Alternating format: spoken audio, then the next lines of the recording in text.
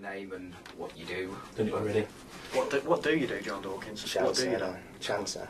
Regular Arthur Daily. Hello, I'm John Dawkins and I am Minder. I feel like Terry McCann sat next to him. I've got a car for mine, the back of the house if you want that. The old 87 Jag. Yeah.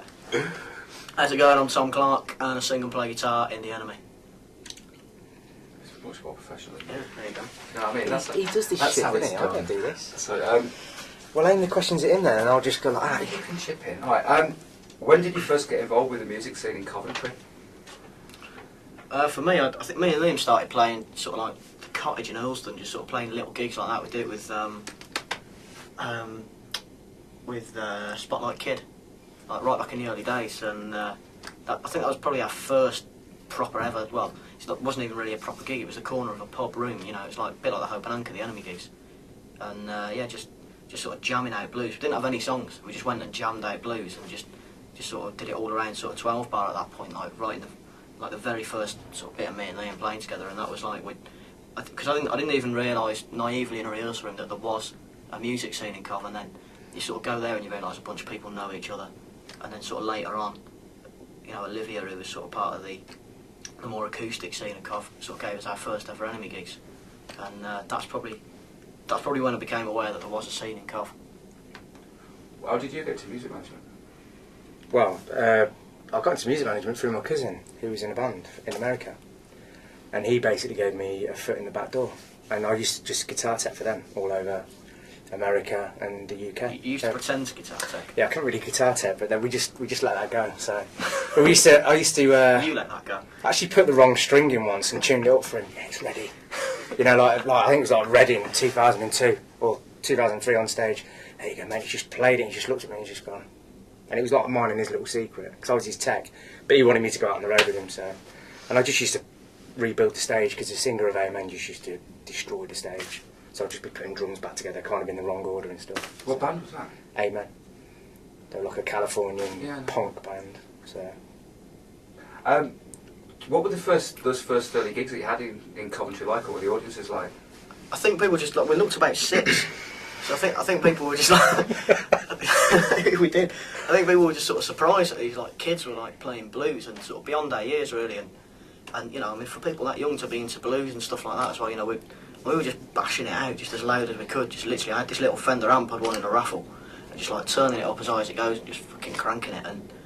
And Liam was just like, Liam's always been the loudest drummer I've ever played with, and I think people were just sort of a bit like didn't know what to make of us. Some people loved it, some people thought it was just shit, and we were just enjoying ourselves at that point. There was no sort of we want to make a career out of this, or we want to, you know, we want to even write songs that are like, you know, catchy or going to be popular. It was just, you know, we just wanted to go and smash some drum kits and, you know, whack some guitars.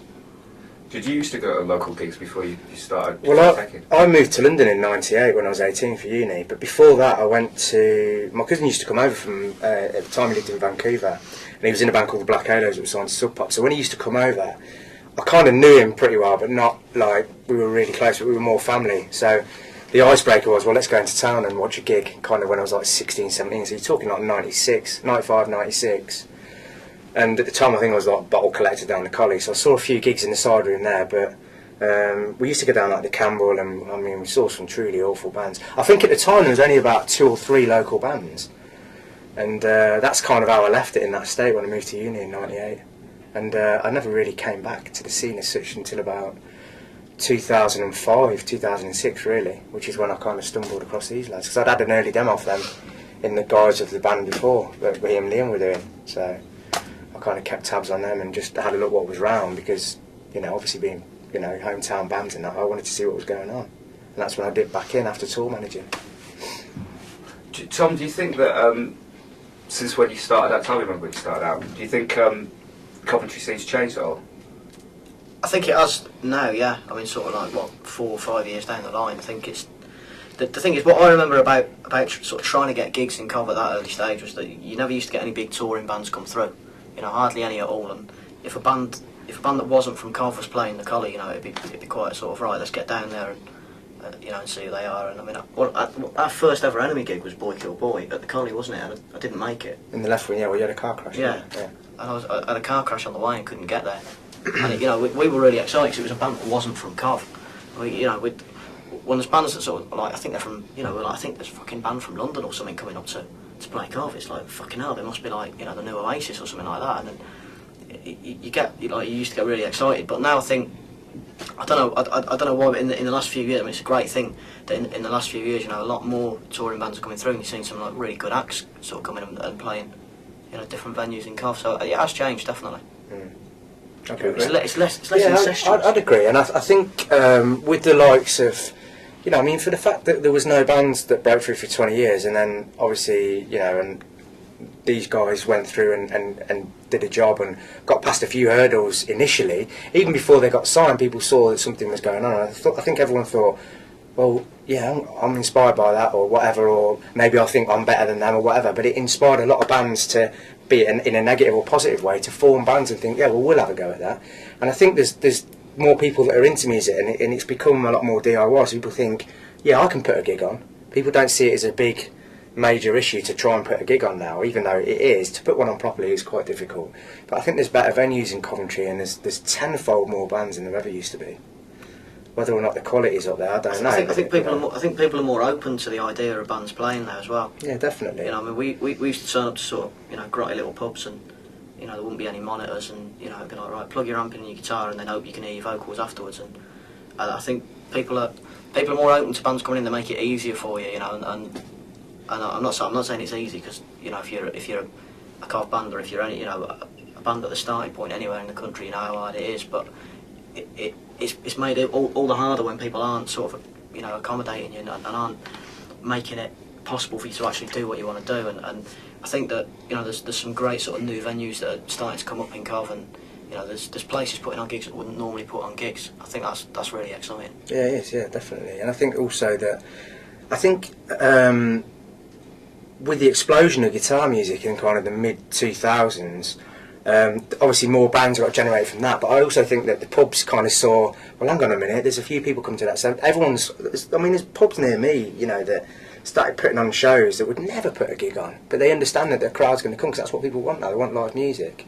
So I think it goes hand in hand with that as well. It's become a lot more easier to get a gig as such, because people realise all you need to do really is put a PA in and people realise it's a bit of a no-brainer as well. Like, yeah, of course. Our fourth ever Hope and Anchor gig, there's people queuing, you know, around the block to try and get into this tiny little, like, 150 capacity pub, if that, you know, at a push. We didn't get on that earlier though, we only charged £1 in. Yeah, I know. Could have had £3 out of them. Bonehead was down there, did we charge him £1? We charged him £5 for his outrageous sunglasses and plastic leather jacket and disgraceful attitude. And you can put that on. Got your music, Tom. What do you have a particular process of writing or composing and recording your music? Not really. I don't really. I was about to say I don't really try, but that made me sound like a cunt.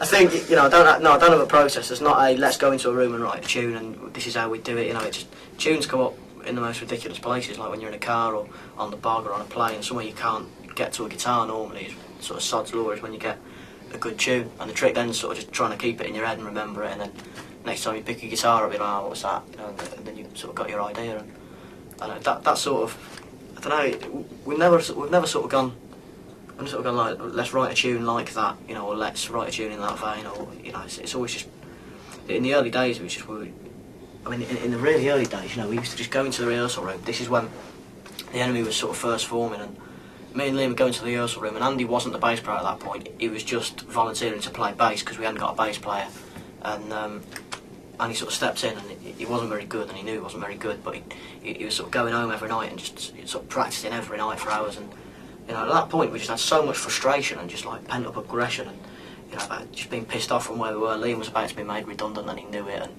you know, I was just absolutely just bored shitless of my job, just like moving washing machines about the warehouse, and it's just like we were just going into the room just making noise. It didn't matter what chords we were playing, and Andy was sort of like trying to keep up with me, didn't know what I was doing, and you know, Liam's just fucking smashing out loads of jazz fusion beats and stuff, and it's like, because Liam's banging to like Bill Bruford and mad stuff, and there was no process at all. It was proper just throw it all in and then see what happens. So when you're recording though, have you like, has the recording of the second album been different to the first album? I don't know, it's sort of... When we recorded the second, we'd written a load of tunes on tour in mad little places, you know, you'll be like backstage at a festival and you'll get an idea and you're like, right, remember that, and then 6 months later you revisit it. But by the time we came to record it, we had, you know, we had all the songs done, so the writing process was the same, but I mean the recording process, we had quite a bit more money this time, you know, because obviously we've sort of been on tour, you make a few bob, and if you're stupid, you piss it up the wall, and if you're clever, you go, let's get a decent studio for the second album, and you know, and make a good record. And you know, we went to Mono Valley, which is this fucking amazing studio in Wales, and you know, and recorded on tape, and we, you know, sort of luxuries that we couldn't have had on the first, and you know, that we never, you know, never even thought that we'd ever get a chance to do. We were just sort of stepping into an £8 an hour rehearsal room doing 40 days and 40 nights, you know. It's like sort of there with like a fucking brilliant producer who's done like Razorlight and the Arctic Monkeys, and in this massive farmhouse, and you're sort of going, what's going on here? What is happening here? But yeah, it's a different, it's the same process, but just in a different sort of context.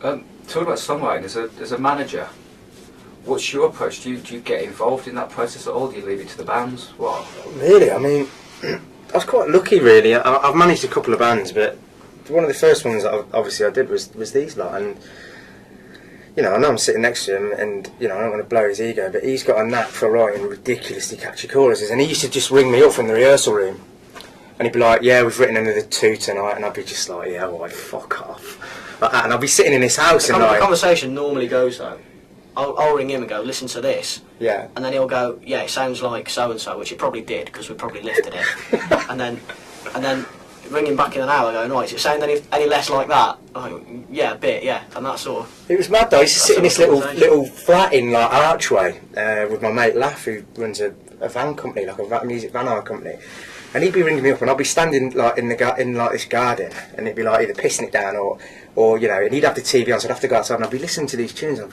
I'd be looking at Laff going, oh, it's another good one, mate. This fucking... yeah, it sounds all right. Sounds a bit like this. I'll tell you what I'll do, I'll come up and I'm putting the phone down going, fucking hell mate, you know, there's something here proper, you know, because I had the demo already, like the original demo, but it was just more, here's a chorus, whack, and this is like, you know, the verse and the melody, and you couldn't really hear it on the phone, and you were either singing lyrics or just making shit up, but there was always a big chorus there, and you kind of built around that, for me anyway, that's what it was. And then it was a process of elimination. You'd go, well, we've got like 30 songs here, and you'd go, that's shit, that's a B-side, and it was like that, wasn't it, really? And that's the way that I kind of give the artist a power, and I'll put my 5 pence in, but then it's up to them. You know, I believe in the artist having the decision. You can only give them the options, and tell them the pluses and the minuses for taking either options. And then if they're going to make a really ridiculous decision, then you've got to try and step in and go, well, hang on a minute, you're going to fucking blow it here, you know. And that's how I work as a manager. And it goes right I remember the day that you locked me in. We were in a car in London, and you locked the doors and put... You're not going to tell them about the time I got into you, are you? Yeah, I remember the day. We're laughing. Yeah. Remember the day you locked me in the Fritzl suite? No, I remember... I put my Fred West, yeah, and the wellies and the axe, yeah, I remember that, yeah. It's alright, he was found innocent, so we can talk about it. No, I remember being in London, and you put me in the car, and I must have somewhere subliminally heard Das Entertainment, but I'd never really been a Weller fan or the Jam, and I'd never listened to them. I remember you just sitting there, sort of having a go at me, really. Just going, it's the same fucking song. Yeah. I mean, just not really. Well, no, what it was like everyone was going, oh, you know, I think the Enemy, before the band had been signed, we were in the studio with Morris. Oh, yeah, Morris, yeah. At Sarn, which is like where they did like, you know, Feed the World and all that stuff, and it's like an amazing studio, isn't it? And Prodigy were in there doing their record, which has just come out, so I don't know what they've been doing for 3 years, but it's a good record. And Sugar Babes were in there, weren't they? Yeah. And we were just like, fucking Sugar Babes, you know, like Prodigy, you know, and it was wicked. It was an amazing balance in there. And everyone was like, oh, you sound like the Jam and all this stuff, and we were like, oh, and he was like, I don't even know who the Jam are, like genuinely. And then I'd go, oh, you know, and I'd play him a couple of songs, and he'd go, oh yeah, I've heard that before. And I'd say, people don't believe that. People don't believe that. No. Listen to the Jam. And James Dowdall, I think it was, at Warner's bought you the box sets, didn't he? And I gave you a DVD. Neil Young. No, he got me a Neil Young. Right, well, I gave you a Jam DVD or whatever, and then all of a sudden this song came from there. I've got a new one, Dorks. I think it'll, you know, and I thought, all right, okay, and he played it, and I thought, you know, it's a fucking good song, but it is, you know.